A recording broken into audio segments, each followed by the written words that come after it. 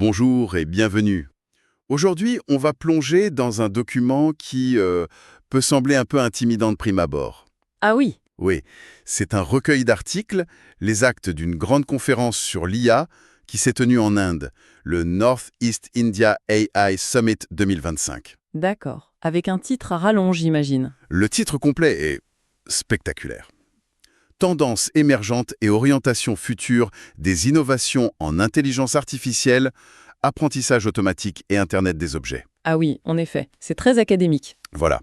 Mais je vous promets, ce qui se cache derrière, c'est absolument passionnant. Oui, et ce qui est frappant en fait en lisant la préface, c'est la mission des organisateurs. Ce n'est pas juste de la théorie. Non, pas du tout. Leur objectif, c'était vraiment de rassembler des chercheurs qui utilisent ces technologies pour s'attaquer à des problèmes. Des problèmes concrets, souvent très locaux, mais avec une portée mondiale. C'est exactement ça qui nous a accrochés. Notre but aujourd'hui, c'est un peu de laisser de côté les gros titres sur les IA génératives Oui, et de creuser pour trouver les pépites. Ces applications surprenantes qui sont déjà en train de changer la donne, dans des domaines comme l'agriculture, la santé. ou même la culture. Exactement. On va voir comment l'IA sort des data centers pour aller sur le terrain. Alors, allons-y, décortiquons ça. Avec plaisir. Le premier grand domaine qui saute aux yeux, c'est l'environnement. Et on ne commence pas par un sujet évident. On commence par quelque chose de beaucoup plus terre à terre. Littéralement. C'est ça, l'analyse des sols. On est dans le chapitre 1 qui s'intéresse au carbone organique du sol dans la région de l'Himalaya oriental. Alors ça peut paraître technique, mais c'est absolument fondamental. Le carbone organique du sol, le COS, c'est un des meilleurs indicateurs de la santé d'un sol. C'est ce qui le rend fertile. Exactement. Fertile, capable de retenir l'eau. Et au-delà de l'agriculture, c'est un enjeu climatique majeur. Il faut savoir que les sols de la planète contiennent plus de carbone que l'atmosphère et toute la végétation réunie. Ah oui, quand même. Donc mieux comprendre comment ce carbone est stocké, c'est crucial. Et c'est là que l'IA entre en jeu. Au lieu de faire des milliers de prélèvements sur le terrain, ce qui est long et coûteux, Oui. Les chercheurs ont utilisé des modèles d'apprentissage automatique, des noms un peu barbares, Random Forest, XGBoost, AdaBoost. Et ils les ont nourris avec une quantité gigantesque de données de télédétection. c'est-à-dire des images satellites. Des images satellites, oui, mais aussi des données sur l'humidité du sol, la température, la biomasse. En fait, tout ce qu'on peut mesurer depuis l'espace. D'accord. Et ça a marché? Très bien. L'un des modèles, AdaBoost, s'est révélé particulièrement performant. Il a pu prédire la quantité de carbone dans les sols avec une grande précision. Impressionnant. Mais là où ça devient vraiment puissant, c'est quand les chercheurs ont demandé au modèle « Ok, de tous les facteurs qu'on t'a donnés, quels sont ceux qui comptent le plus ?» Ah, pour identifier les leviers d'action principaux. C'est ça, c'est une analyse de sensibilité. Et le verdict de l'IA est très clair. Et alors, qu'est-ce qui pèse le plus lourd? 3 facteurs écrasent tous les autres. Premièrement, la densité apparente du sol. Deuxièmement, l'indice de végétation, le NDVI, qui mesure en gros l'intensité du vert vu du ciel. Et troisièmement, l'humidité du sol, C'est une information hyper concrète, ça. extraordinairement concrète. Donc si je suis agriculteur dans cette région, ça veut dire que je devrais me concentrer sur des pratiques qui améliorent la densité de mon sol et qui maintiennent une couverture végétale riche? C'est exactement la piste. Pour l'instant, c'est un outil à grande échelle pour les politiques et les agronomes. Mais la trajectoire est claire. On peut imaginer des applications qui donneraient des conseils personnalisés pour chaque parcelle? Tout à fait. Pour une agriculture plus durable et du coup une meilleure séquestration du carbone. On vient de voir une IA qui a les pieds sur terre, donc... Mais le plus fascinant, c'est qu'on retrouve cette même approche sous l'eau. On passe de la terre à la mer. Oui, avec le chapitre 3, qui s'attaque à un défi très différent.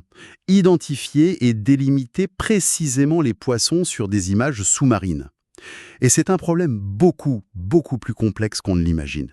Pourquoi? Mais sous l'eau, la visibilité est mauvaise, la lumière change tout le temps, il y a des particules, des algues, les poissons se cachent, ils se superposent. Un vrai cauchemar pour un algorithme? Exactement. Et pourtant, être capable de faire cette segmentation automatiquement, c'est essentiel pour la gestion des pêches, le suivi de la biodiversité, la surveillance en aquaculture. Et la solution proposée ici est vraiment maligne. Ils n'ont pas utilisé un seul type de modèle. Non, ils en ont combiné deux. D'un côté, un modèle appelé MobiNet V2. Très léger, très efficace pour repérer les détails locaux, la texture d'une écaille par exemple. Oui, et de l'autre, un Vision Transformer, un VT, c'est une architecture beaucoup plus récente, beaucoup plus puissante pour comprendre le contexte global de l'image. C'est une fusion élégante. Oui, c'est comme si on combinait un expert qui regarde les détails au microscope, ça, c'est MobileNet V2, avec un autre qui observe toute la scène avec des jumelles, pour comprendre comment tout s'agence. Ça, c'est le Vision Transformer. Et ce Vision Transformer, il utilise un mécanisme qui s'appelle l'auto-attention. Ça sonne un peu comme de la méditation pour algorithme. C'est une très bonne image. En fait, c'est la capacité du modèle à peser l'importance de chaque partie de l'image par rapport à toutes les autres. D'accord. Pour reconnaître un poisson, il ne regarde pas juste un tas de pixels qui ressemblent à une écaille. Il fait aussi attention à la forme de la nageoire, à la position de l'œil. Il comprend comment tout ça forme un poisson et pas une algue ou un rocher. Donc il apprend l'essence même du concept de poisson dans une image. C'est fou. Et le résultat? Le résultat est excellent. Une précision de validation qui frôle les 99%. Waouh. Mais, et c'est presque plus important, le modèle combiné reste très efficace en termes de calcul. Et ça, c'est le nerf de la guerre, hein. Oui, parce que si ça prend 3 jours pour analyser une image, ça ne sert à rien. Exactement. Ici, on a une solution qui est à la fois précise et pragmatique. On peut l'imaginer déployée en temps réel dans une ferme aquacole, par exemple. On vient de voir une IA qui voit avec une précision incroyable. Mais là où ça devient peut-être encore plus fou, c'est qu'on va découvrir une IA qui écoute avec la même finesse pour déceler des problèmes de santé. Et cette idée d'un outil précis, mais aussi utilisable sur le terrain, on la retrouve de manière encore plus frappante dans le domaine de la santé. On aborde là le chapitre 2. La détection des pathologies de la voix. Oui, Détecter une maladie juste avec le son de la voix, ça paraît de la science-fiction. Comment on peut faire la différence entre une vraie pathologie et, je sais pas moi, quelqu'un qui a juste un rhume? c'est tout le défi. La méthode utilisée ici est très ingénieuse, elle s'appelle le filtrage inverse glottique. Le titre est barbare. Le titre est barbare, mais l'idée est simple. La voix qu'on entend, c'est un mélange. Il y a le son brut, produit par les cordes vocales, la source, et la façon dont ce son est modifié par notre gorge, notre bouche, notre caisse de résonance. Comme une guitare, il y a le son de la corde qui vibre et le son final qui sort de la caisse. C'est l'analogie parfaite.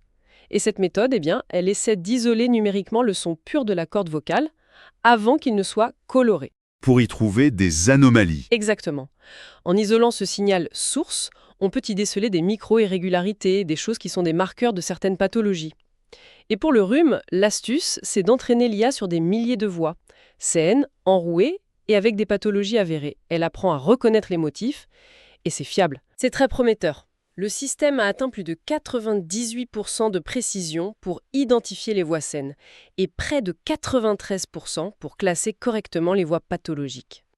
Attendez, 93%, c'est énorme. Mais ça veut aussi dire qu'il y a 7% d'erreurs sur les patients malades. Il n'y a pas un risque de faux négatif. Que l'IA dise à quelqu'un « tout va bien » alors qu'il y a un vrai problème?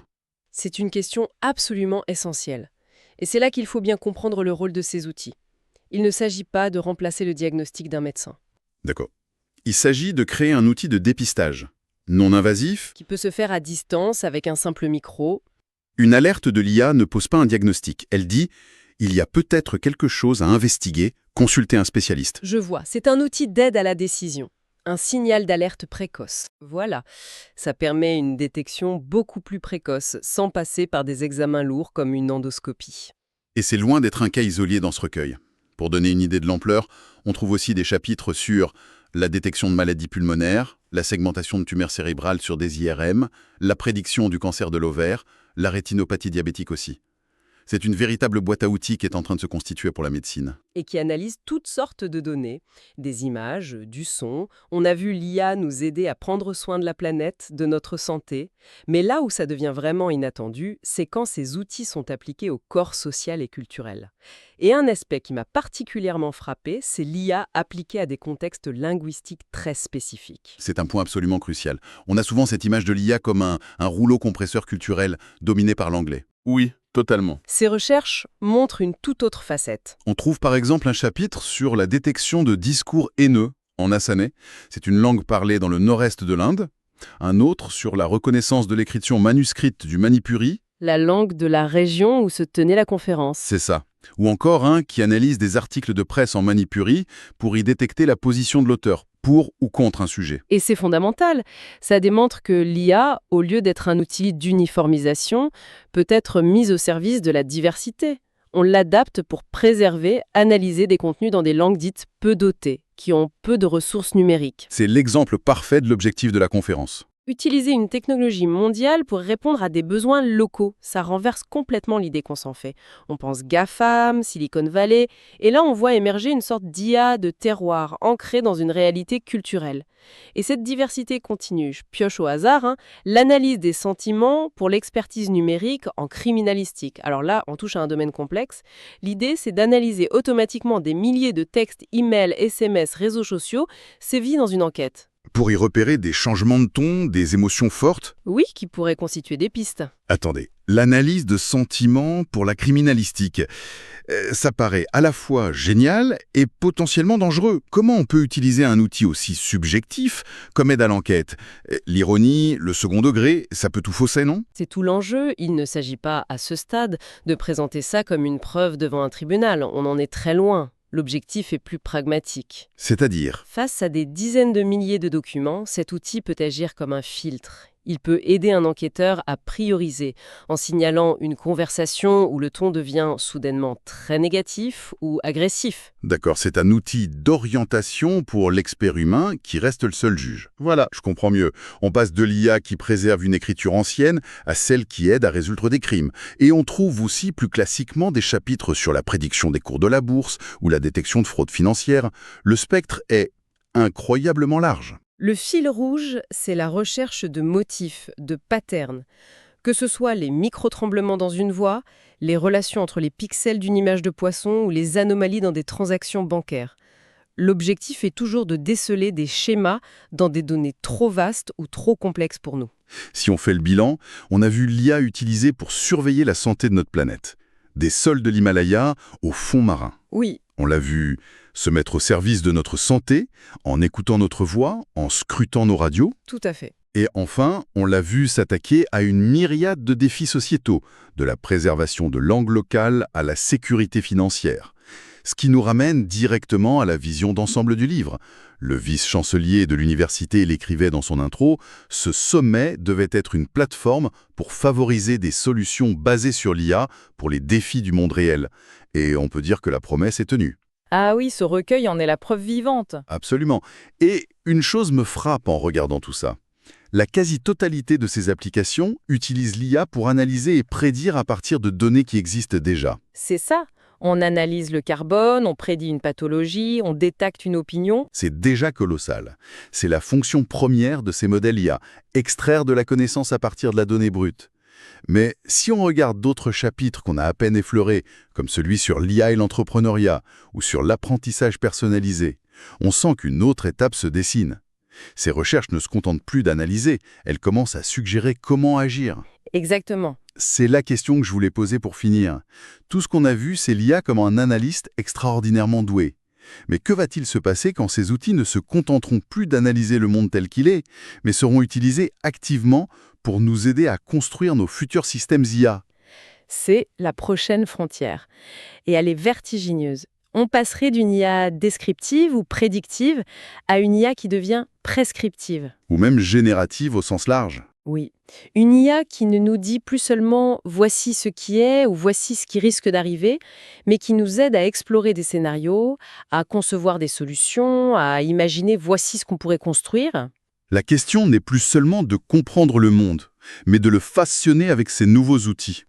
Et c'est sans doute le sujet qui animera les prochaines conférences de ce type. La véritable question devient: que voulons-nous construire ensemble avec ces nouvelles capacités ?